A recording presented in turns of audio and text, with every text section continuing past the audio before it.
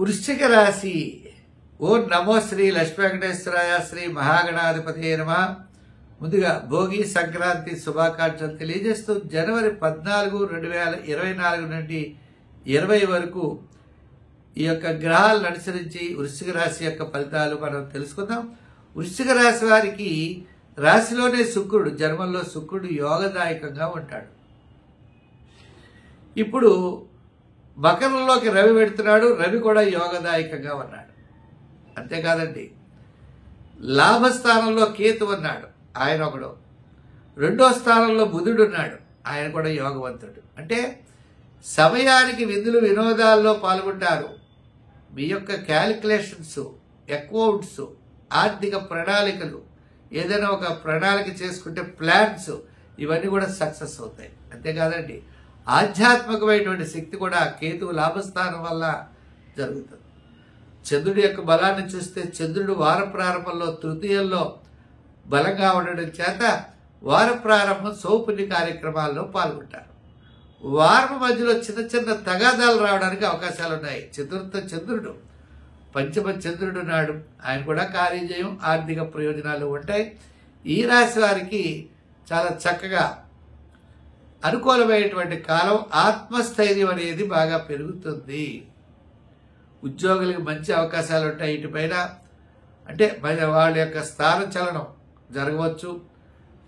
అలాగే నిరుద్యోగులకు కూడా అవకాశాలు ఉండేటువంటి పరిస్థితులు ఉన్నాయి. ఇంకా ప్రభుత్వ సంబంధమైనటువంటి అనుమతులు ఉంటాయి. ఇంకా రాజకీయ పరంగా మిశ్రమంగా ఉన్నది. వృత్తుల పరంగా చూస్తే వృత్తుల పరంగా కళారంగం వారికి, న్యాయవాదులకి, వైద్యులకి సామాన్యంగా ఉంది. కళారంగం వారికి యోగదాయకంగా ఉన్నది. ఇంకా మిగిలిన వ్యాపార పరంగా చూస్తే ఎలక్ట్రానిక్స్ వారు ఇచ్చేదంటే తృతీయ రవి ఎప్పుడు కూడా ఎలక్ట్రానిక్స్ సంబంధించిన గ్రహం చేత ఎలక్ట్రానిక్స్ వారికి గృహోపకరణాలు, వస్త్ర ఆపర, చిత్రమైనటువంటి వర్ణాలు, సంచార వ్యాపారస్తులకి ఈ వారం చాలా ప్రోత్సాహకరంగా ఉంటుంది.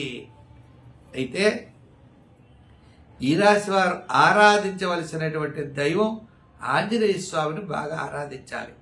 45 రోజులు హనుమాన్ చాలీసా పఠించండి. శని భగవానుడు, గురుడి యొక్క అనుకూలత కూడా తప్పనిసరిగా ఉంటుంది. హనుమాన్ చాలీసానే కాదు, సుందరకాండ పారాయణం కూడా చేయడం మంచిది. ఇంక ఈ రాశి వారికి సంఖ్యల్లో ఈ వారం 7వ నెంబర్ వాడండి.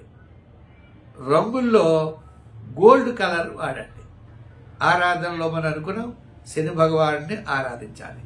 దానం చేయాలి అంటే మీరు తప్పనిసరిగా నువ్వులు దానం చేయండి. ఒకవేళ నువ్వులు దానం చేయడానికి అవకాశం లేకపోతే కాకికి బెల్లం ముక్క లాంటిది పెట్టండి. రోజులు చాలా మంచి జరుగుతుంది. ఇబ్బందులు ఏమైనా ఉన్నట్లయితే తప్పనిసరిగా తొలగుతాయి. స్వస్తి. ఈ కార్యక్రమాన్ని 10 మందికి అందించడం కోసం ప్రతి ఒక్కరు కూడా షేర్ చేస్తారని చెప్పి ఆశిస్తున్నాం.